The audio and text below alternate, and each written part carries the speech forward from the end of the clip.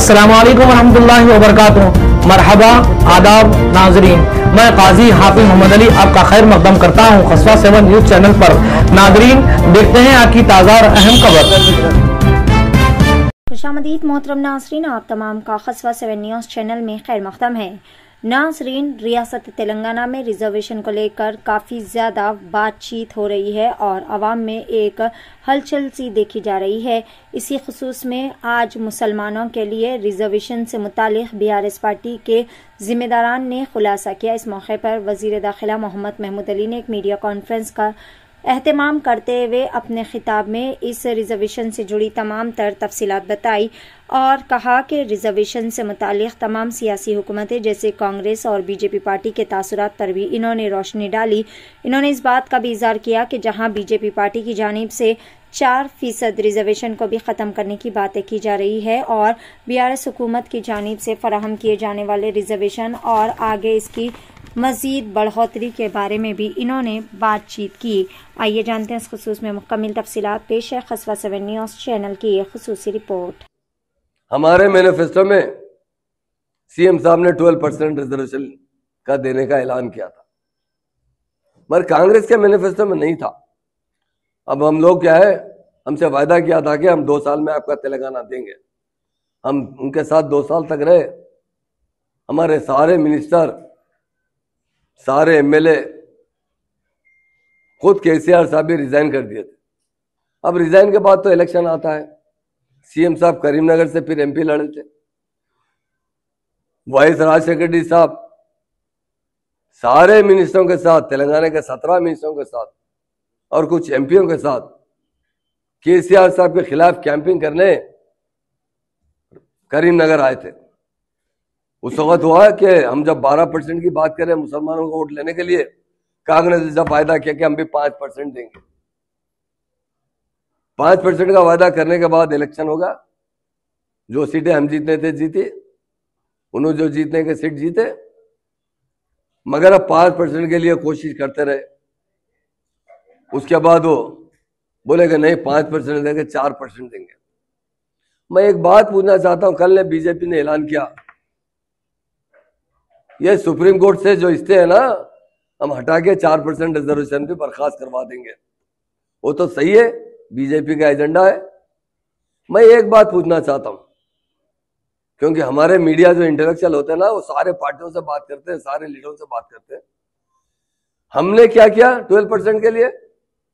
हमारी हुकूमत आई, हम सुधीर कमेटी बिठाई।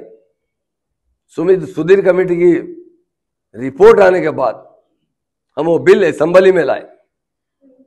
असेंबली के बाद वो बिल पास करने के बाद काउंसिल में पास करें, उसके बाद गवर्नर से अप्रूवल लिए, वो पार्लियामेंट को मोदी साहब को प्राइम मिनिस्टर को भेजाए। मगर हमको यकीन था कि, और हमको उस वक्त नहीं मालूम था 2004 में कि हम जब पावर में, पहले तो हमको पावर में आना ही नहीं मालूम था। हमको एक ही मालूम था, हमारा तेलंगाना हम लेना है।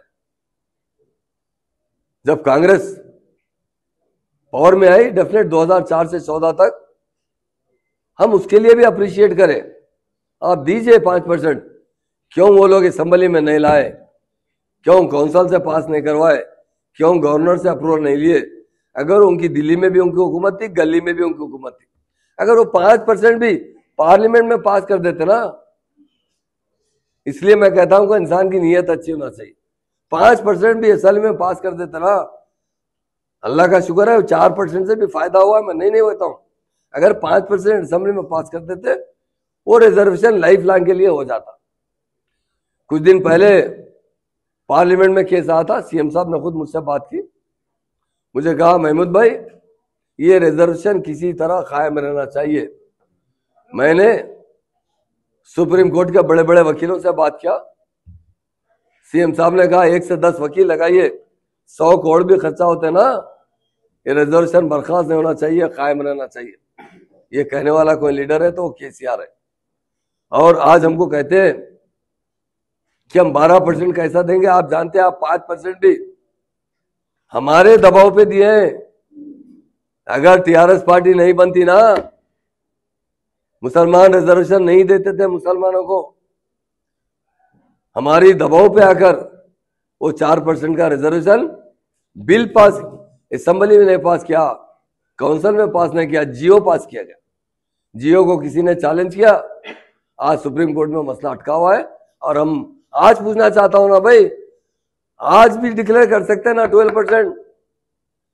आप 6 पॉइंट बता रहे हैं, 8 पॉइंट बता रहे हैं, 10 भूषण बता रहे हैं, अलग बात है। आप रिजर्वेशन देना मुसलमान से हम तायद करते हैं। आज राहुल गांधी साहब डिक्लेयर कीजिए, मैं इमीडिएट हमारी सेंटर में गवर्नमेंट आएंगे, हम जरूर 12% रिजर्वेशन देंगे। और एक बात बताना चाहता हूं मैं, हम फ्यूचर में कभी भी मर जाएंगे मगर बीजेपी से अलायंस नहीं करेंगे। हम वो पार्टी से अलायंस करेंगे जो सेकुलर होगी। वक्त बताएगा 2024 के अंदर कौन सी पार्टी हिंदुस्तान में मेजॉरिटी लेकर आएगी या थोड़ी बहुत कम ज्यादा हमारी सपोर्ट से बन सकती है। तो हम 100% सेकुलर पार्टी को सपोर्ट करेंगे। और जब ये एजेंडे में रखेंगे कि हमने 12% का वायदा किया था, इसका बिल पास कीजिए, अगर कोई एतराज करते तो 1-2% कम ज्यादा पे मान लेंगे, मगर मुसलमान को 4 से 8, 10, 12% तक पूरा हक दिलाने के लिए हम मुकम्मल कोशिश करेंगे।